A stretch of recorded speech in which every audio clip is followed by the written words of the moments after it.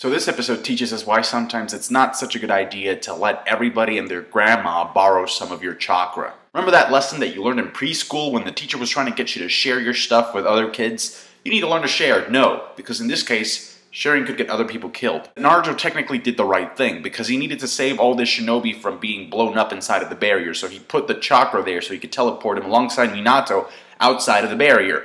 But he kept the chakra cloaks activated. The Juubi cloaks made them easy targets for the worm vines roots coming from the tree. So they died. But they also died because they weren't really that skilled. I mean, the rookies got away, Sasuke got away, Killer Bee got away, and he was, you know, he was a noticeable target because of all the chakra. I mean, he's the Eight-Tails, for Christ's sake. So, yeah, everybody got away except the shitty ninjas that don't know how to do shit. Granted, Naruto got caught and was being consumed as well, but that's because, I mean, to be fair, I think it's because he was closer to the tree.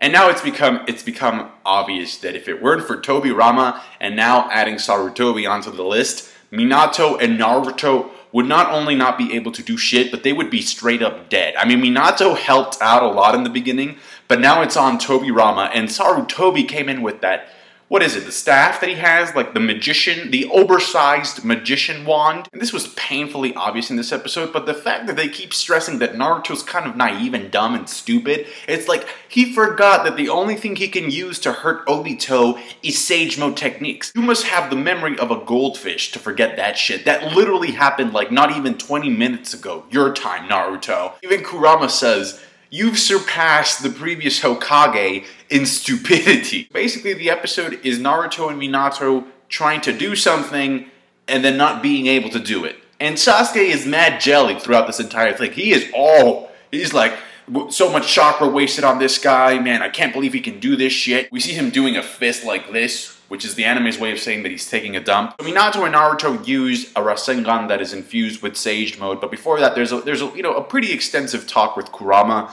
about the fact that it's basically this. Kurama didn't like you, therefore you couldn't use Sage Mode combined with Bijuu Mode, but now that he likes being inside you, you can combine both Sage Mode and Bijuu Mode.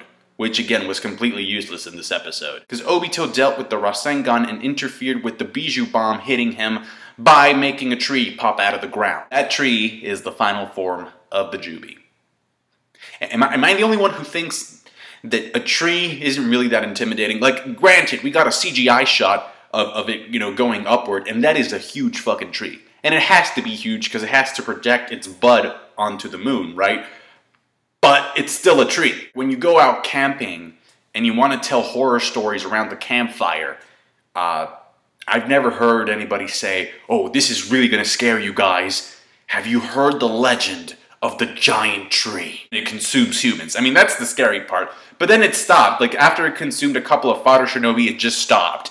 And, you know, the shot, when we go upward, we see clouds and shit. Like, I was expecting to see like a seagull fly by. And I love this part because while other people are being murdered by the tree, Madara and Hashirama are playing jump rope. Woo! By the way, Hashirama, have I told you the story of how a woman fucked everything up? Chakra itself comes from the tree.